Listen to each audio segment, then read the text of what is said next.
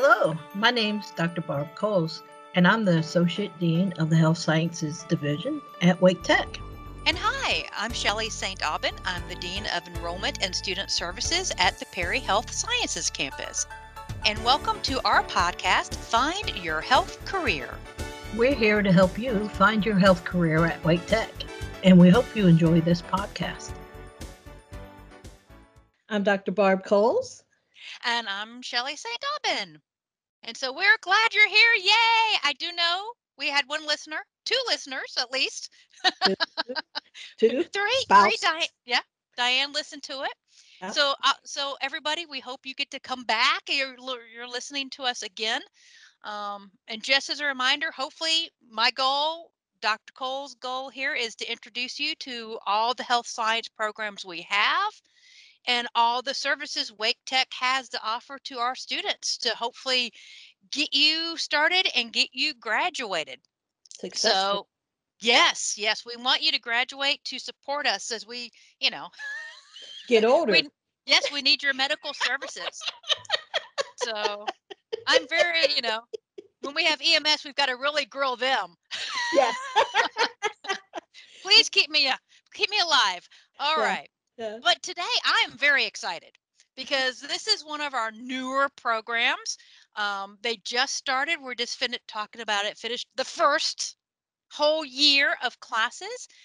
This is Electroneurodiagnostic Technology. And that's why we have acronyms in healthcare.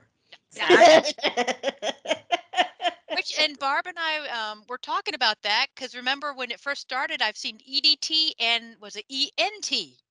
So I was like, we have two acronyms, but and NDT and PEQ, everything. Yep. And see, we had a little thing on our notes, Barb joke. All right.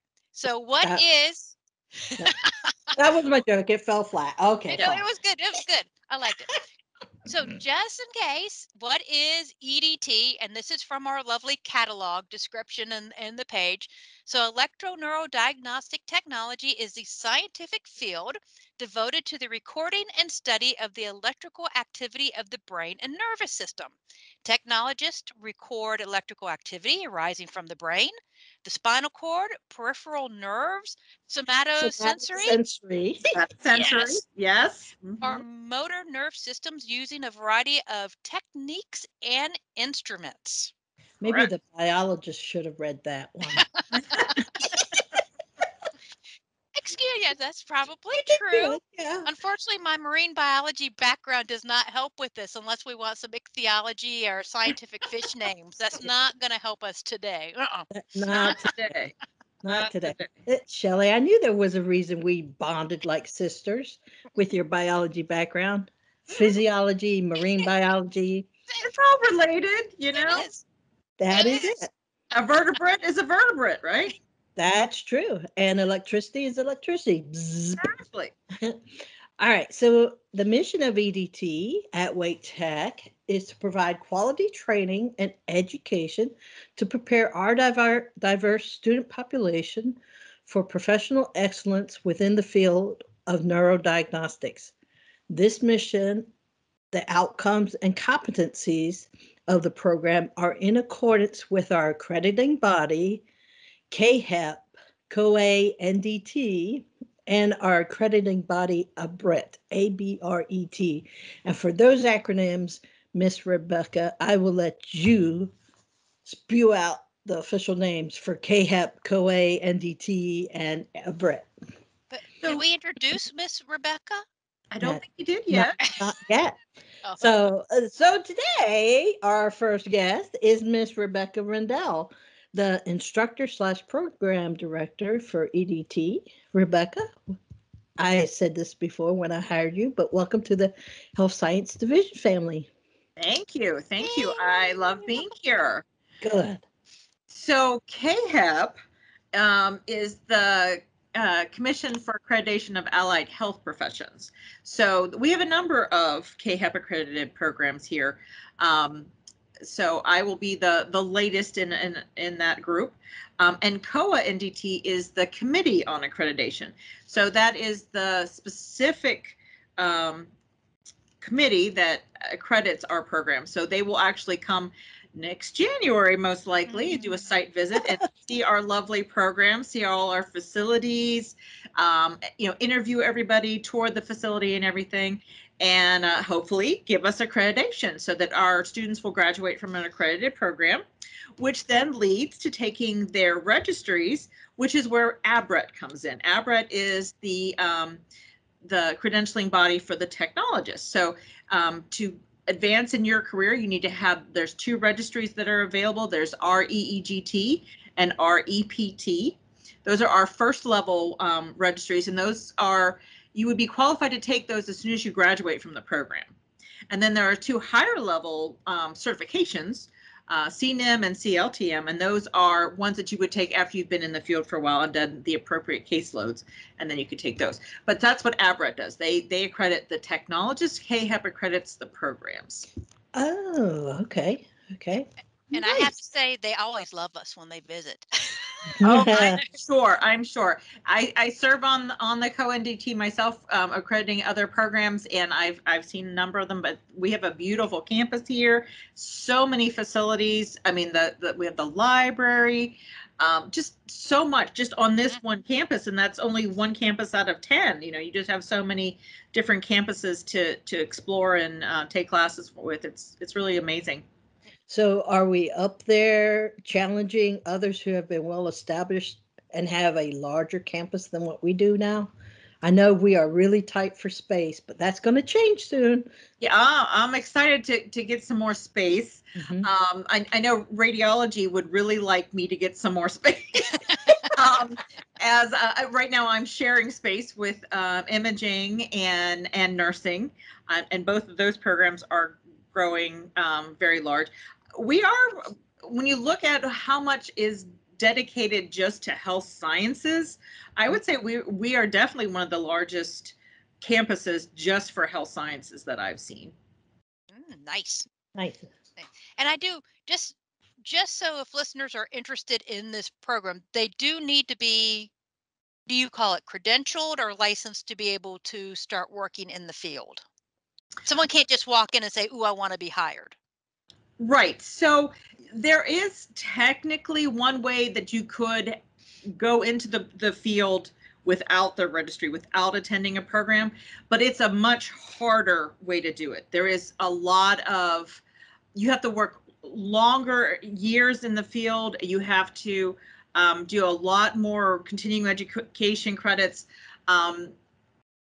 And you're not as well prepared for, you will have to get those registries and credentials eventually.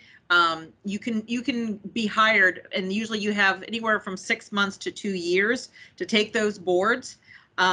You have a much higher chance of actually passing those boards. Yeah. If you have gone through a program. They are very challenging, and they're not cheap. And so you don't want to take those multiple times. You want to take it one time and pass it. And that is where the programs really shine. Programs definitely have a much higher rate of passing for that the first time. One and done. And that's what you want. So should I even ask how, I know we have from free credentialing exams to our ever lovely, I think what's hygiene's up to like 1,500 for their credentialing exam.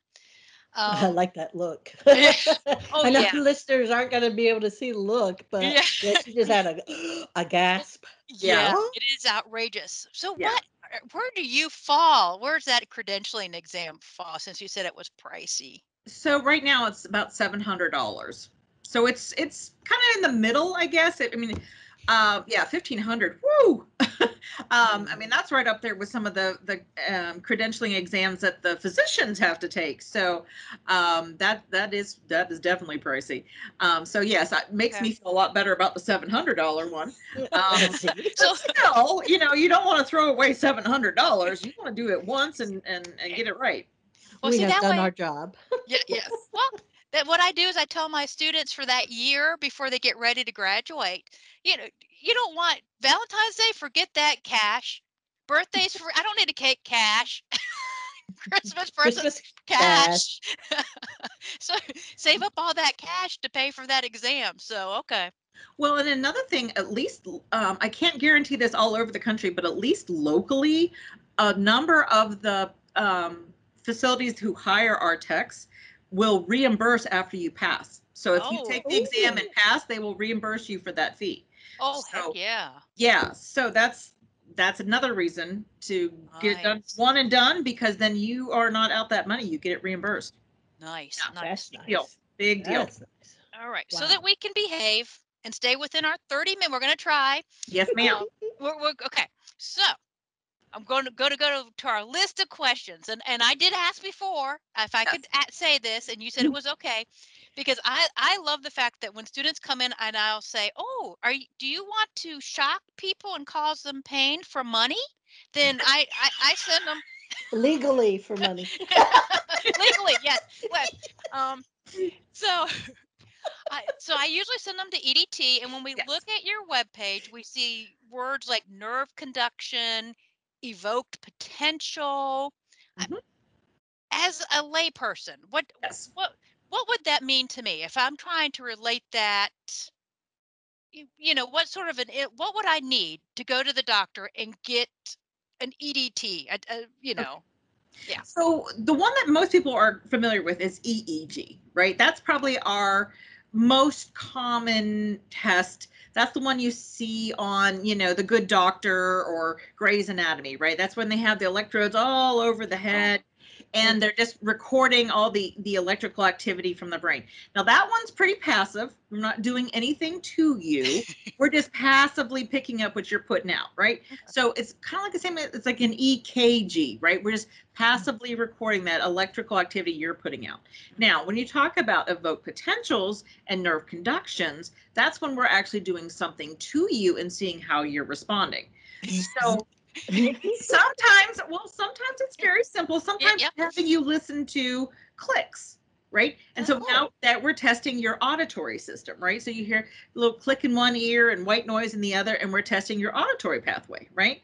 Or it could be we have you look at either flashes or a checkerboard pattern that changes black to white, white to black, and that stimulates your visual pathway, right? So those are two ways we can stimulate you without actually hurting you. Okay. And I didn't know. somatosensory evoked potentials, that's the one you're probably thinking about. That's where we use a little bit of electricity at your wrist and your ankles to stimulate. Now, that one doesn't really hurt. It feels kind of like your hand or foot has gone to sleep, and you have that numbness and tingling, the pins and needle feeling. It's kind of what it feels like. Sometimes people describe it as kind of feeling like the TENS machine you might use at a chiropractor. Yes. Same kind of feeling. Okay. Yeah, so that's what it kind of feels like, and that tests that pathway from your wrist or ankles all the way up to your brain to make sure everything is working like it should. Now, when we're talking about pain, then we're usually talking about nerve conductions. Nerve conductions and EMGs, those can be uncomfortable, and the reason they can be uncomfortable is we have to stimulate high enough that we're getting the best possible response from your nerves and your muscles. So they can turn up a little bit high. The other thing is that an EMG, they use needles. So, and some people don't like needles. So, but that's, out of all the tests we do, that's the only one that really can be painful. And I will say that's not the biggest focus at our program. Our program more is evoked potentials and EEG and long-term monitoring and intraoperative monitoring. And intraoperative monitoring, we use needles too, but you're asleep for that, so you don't care. Oh, okay. That is true, See but it's it. not like needles drawing blood. It's like is it like the acupuncture Acupuncture? needles? Yeah, it's about the width of and the length of the needles is about acupuncture size. So very fine needles. I have stuck them into myself on purpose, so that I could see what it feels like, and it's minor. It's, a bee sting would be much worse. Well, and I think now, at least it was popular a year ago, that people would go to the physical therapist, and Oh, dry needling? yes, thank you. I couldn't Oh. think of the word. Yeah. You use the needles and you'd shock the muscles, trying to get them to relax. Yeah. So, yeah, about the same type of needles that you would use for Wow. that. Yeah. Okay. Very good. Wow. Wow. But ours would mostly be for while you're asleep during surgery. So again, you wouldn't even feel them going in. Okay, Interesting.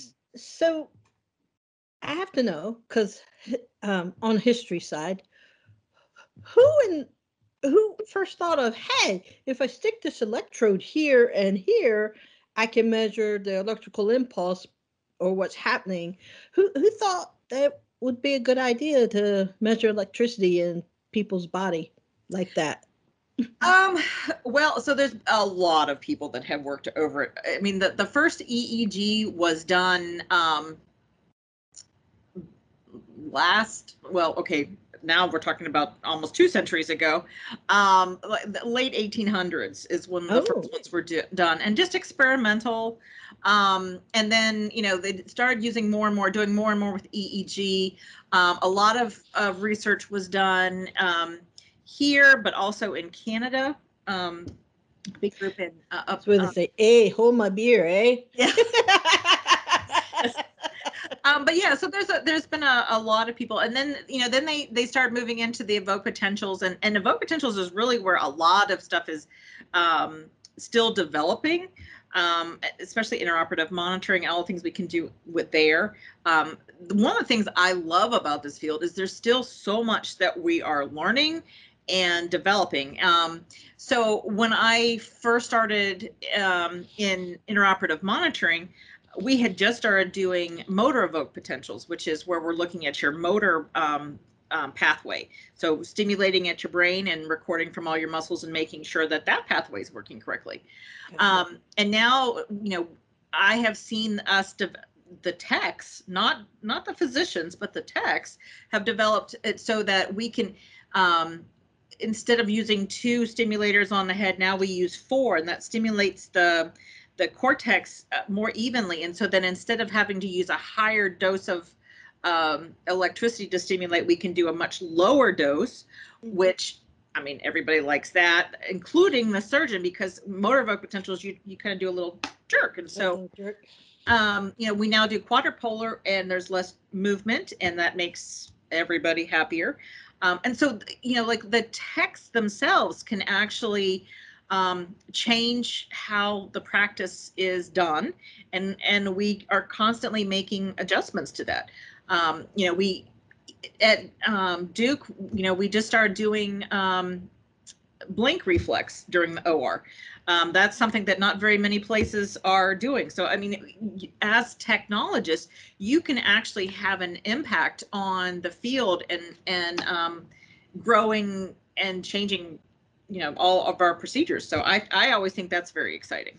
So do you think in the future, I mean, since electricity is stimulating, that maybe it could be used to stimulate regrowth of nerves or new neural pathways to help not just diagnose but also treat?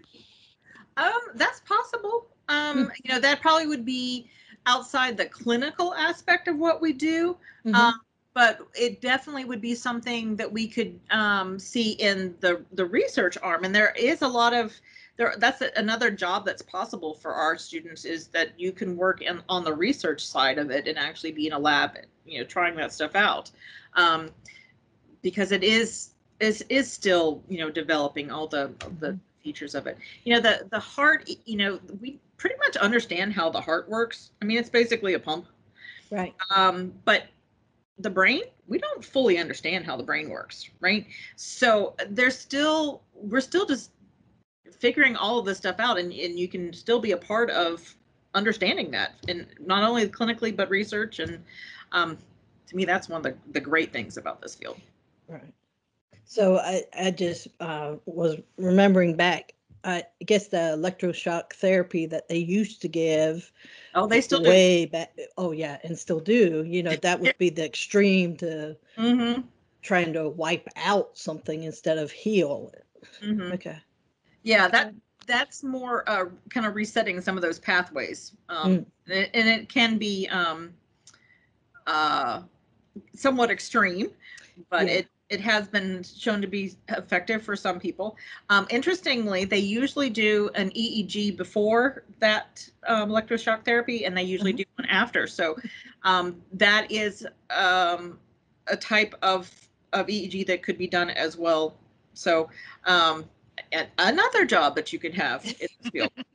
See, usually mom was good enough for me. I said, don't do that. Yes, ma'am. I will not do that ever again. Nope. Mm.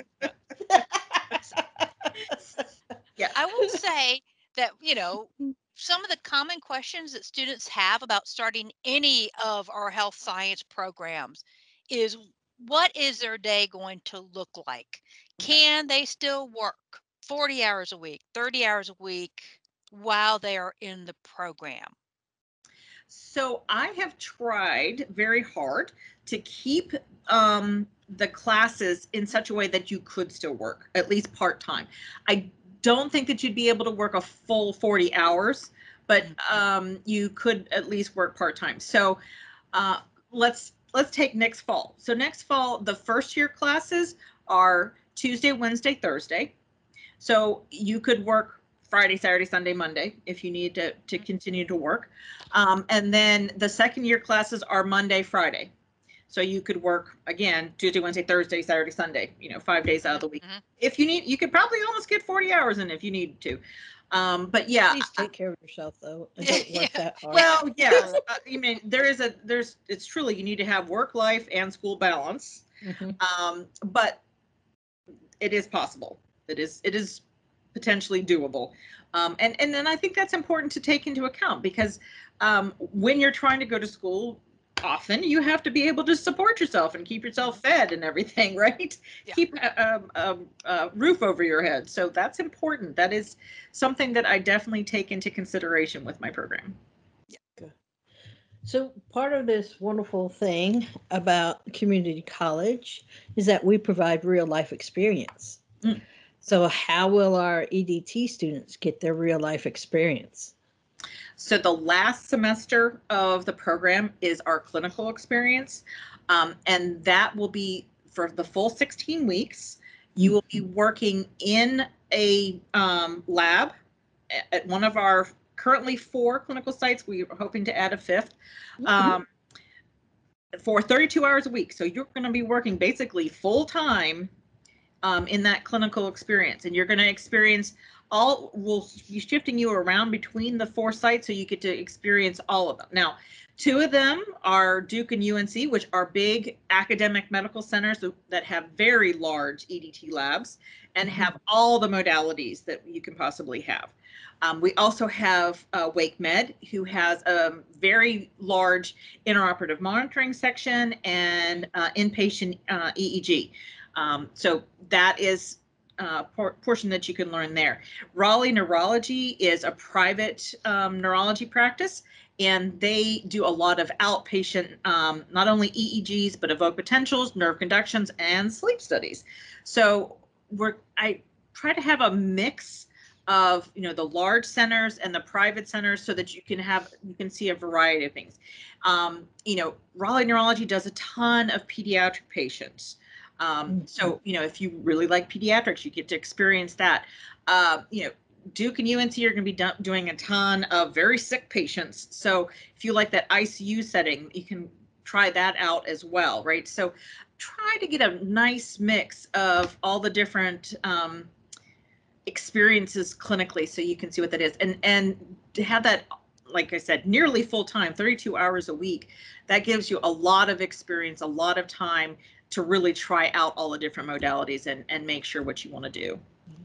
So, were you gonna? I was gonna follow up with the clinical component. Okay, go ahead. I'll let you finish up, then I'll ask my question. Okay, great. Thanks, Miss Shelley.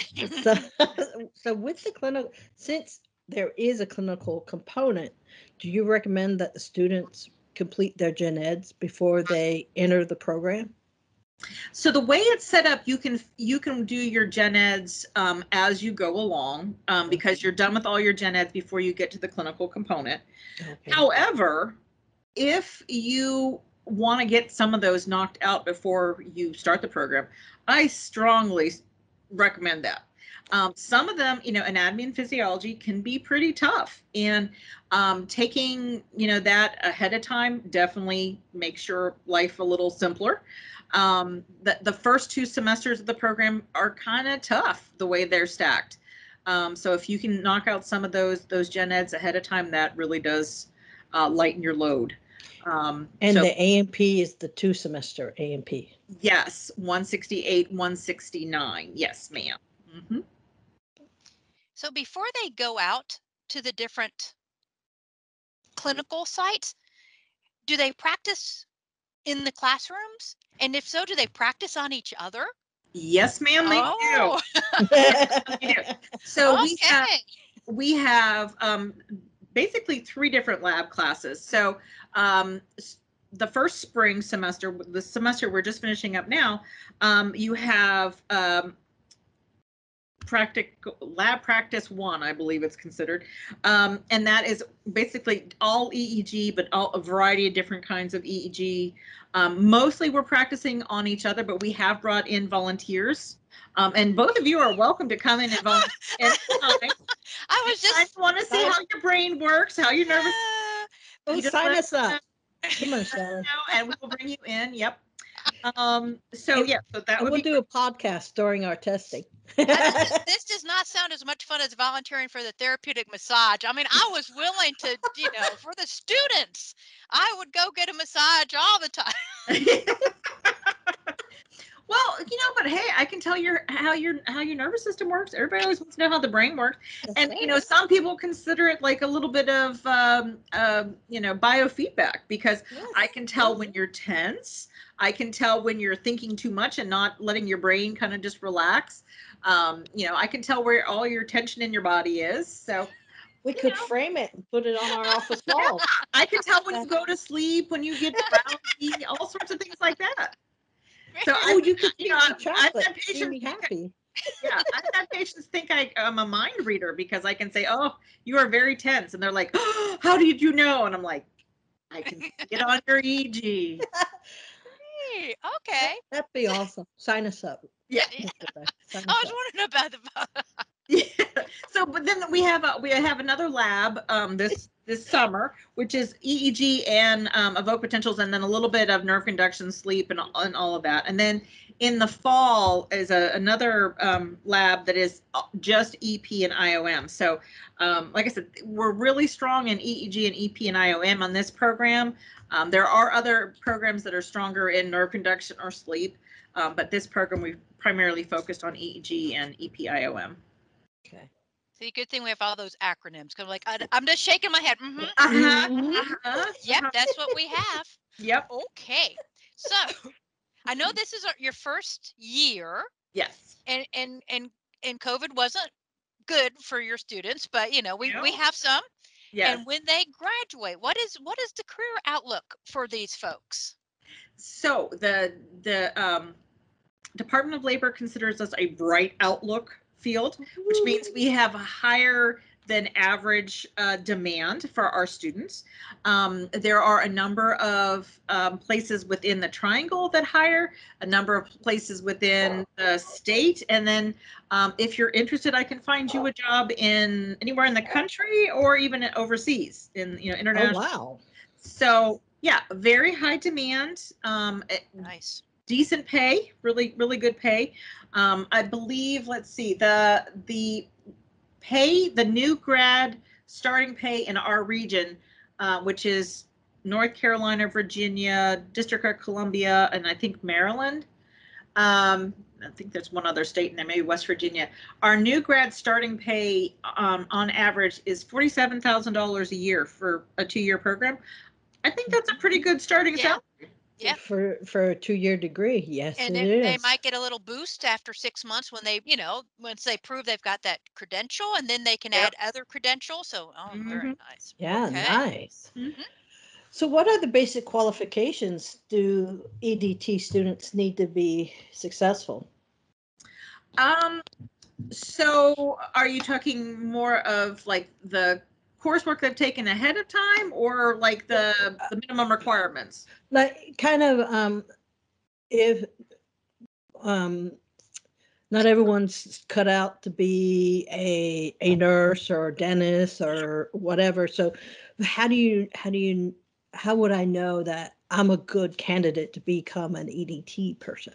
Okay, well, that's a good question. So first off, I would say people who like EDT usually are people who like puzzles and solving problems and looking at patterns, right? Because that's basically what we're doing, right? We're doing diagnostics, right? Which diagnostics is solving problems, solving puzzles, looking at those patterns, right? So that's part of it. If you like that would be good at it.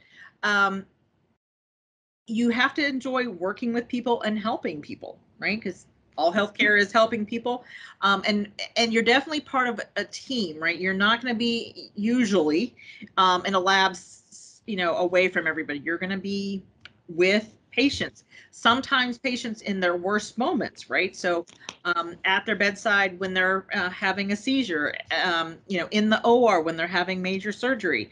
When they're dying, when they're born. You can be there at either one of those times as well. So, you have to be able to enjoy being with people and all their messiness, if you will.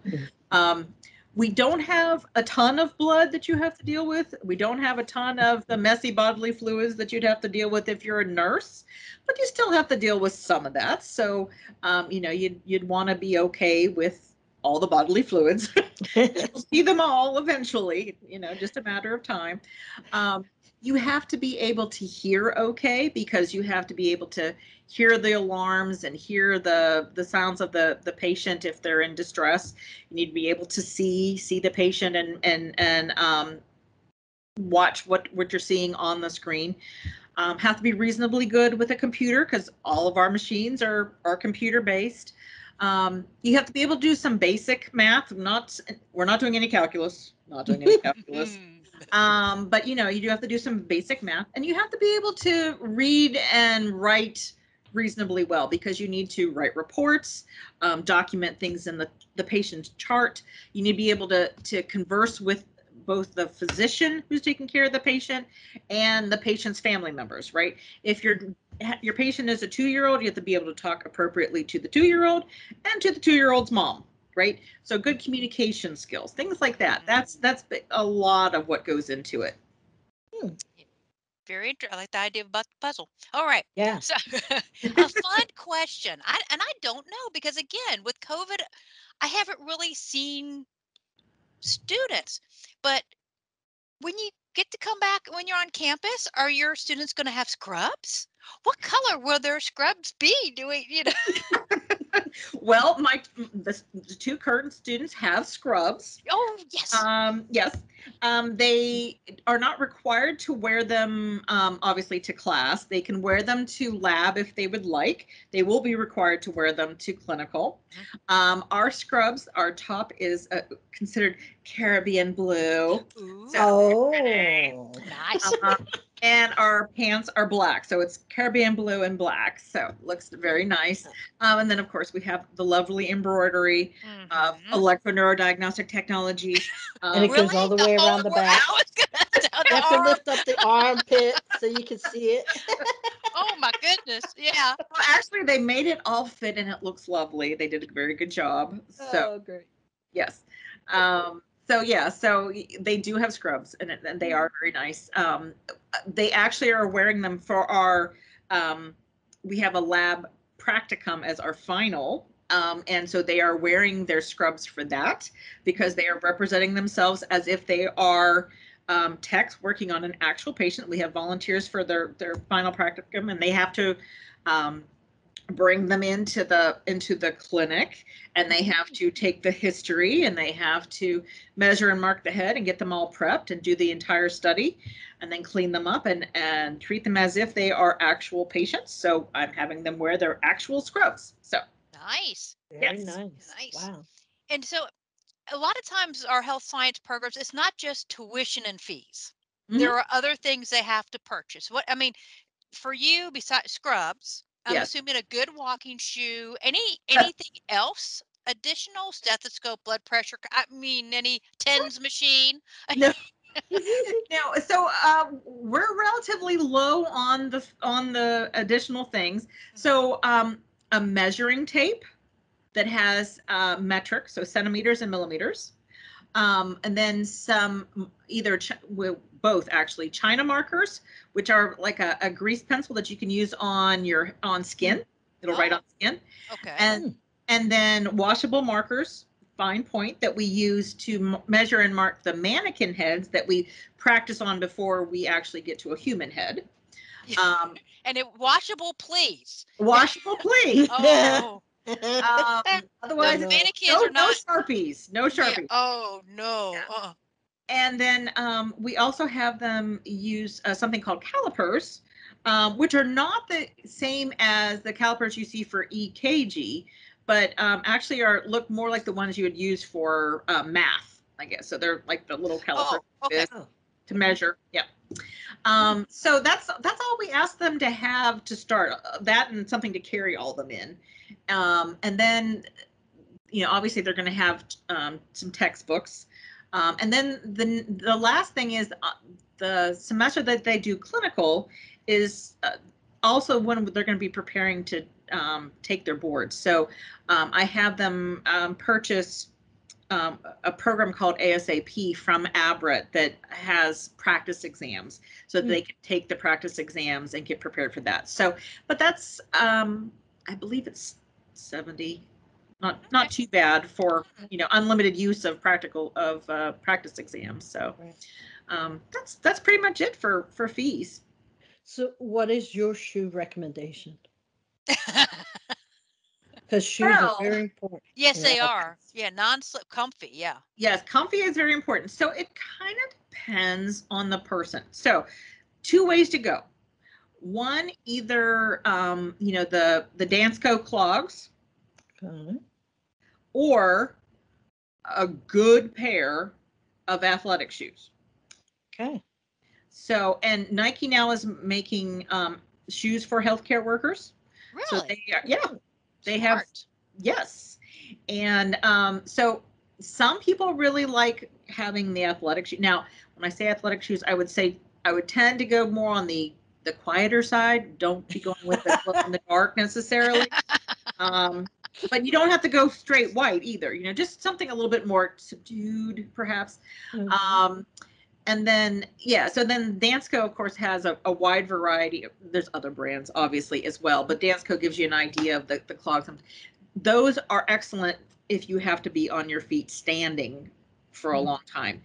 Those are great support for standing. If you have to be walking fast, they're not as great for fast walking, right? The athletic shoe is better for that. So it's kind of a personal choice between the two, but yeah, you definitely want to have good shoes. This is where you probably want to spend most of your money. I would spend more money on my shoes than I would on my scrubs. Oh. Yeah, well, you're on your feet, and hospital and doctor's offices don't have comfy floors, so. They do not. They have floors that are easily disinfected.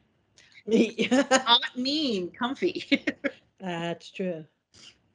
So, what do you think listeners would be surprised to know about being an EDT? I think people would be surprised how much diversity in jobs that we have, right? If you go into imaging and you're an X-ray tech, you do an X-ray every day, right? We're in every imaginable area. So you can have home sleep studies, home EEG studies. So you could go into people's homes and hook them up for EEGs and then have someone monitor them remotely. You could be the person who's monitoring them remotely. You could be sitting at home looking at screens, monitoring somebody's EEG. You can be in the OR, you can be in the clinic, you can be in the research lab. There are jobs selling the equipment that we use. You name it, we have it. And there's, do you like working with babies? Do you like dealing with old people? All of those things, we can find a niche for you.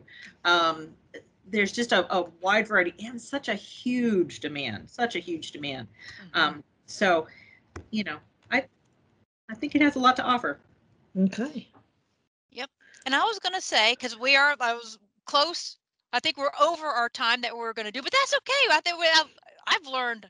I A like lot. your program, which I have to say, if people are listening going, oh boy, they only have 2 students. Well, this upcoming semester, the popularity has grown, right? Yes. I mean, how many students are you accepting? It starts every fall semester, which is August for people Right. who don't know what our fall semester. How many students do we accept? We accept 15. Okay. And this, Oh. we already have a wait list for this fall. So if they're interested, we probably wouldn't have a spot for you this coming fall, but if you're interested for the following fall, I would say get your application in early.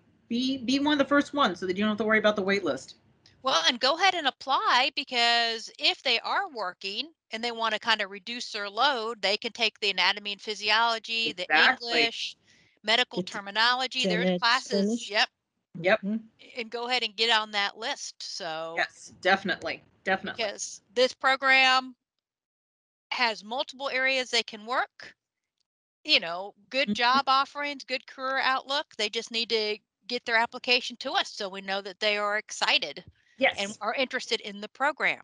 Yes, definitely. So before we end, was there anything, because we're going to skip a couple questions because we've been having too much fun.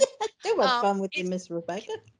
was there anything that you just really wanted to share so our listeners know? Anything we didn't ask you about the program that you're like, darn, No, I think we covered just about everything. I think we had a good coverage of everything there. So I feel pretty good about it. Well, thank you for joining us on our second podcast. Yay! Yep, and we'll have a third podcast because I know we'll have at least 3 listeners again. Yes. Well, maybe 4 now. Oh, yes. You got to get your family in, Miss Rebecca. Yes, definitely. Definitely. So if you are interested, make sure email us at hsadvising@waketech.edu. Go to the WakeTech webpage, waketech.edu. Look up the EDT program and you will still find information about admissions. Yay! Yay! Awesome. Thanks, guys. Oh, Thank thank you for you. joining us. Well, that does it for our podcast. Thank you for listening. And if you'd like to find out more about our health science programs at Wake Tech, please check out our webpage at hsadmissions.waketech.edu or email us at hsadvising@waketech.edu. Bye. Bye.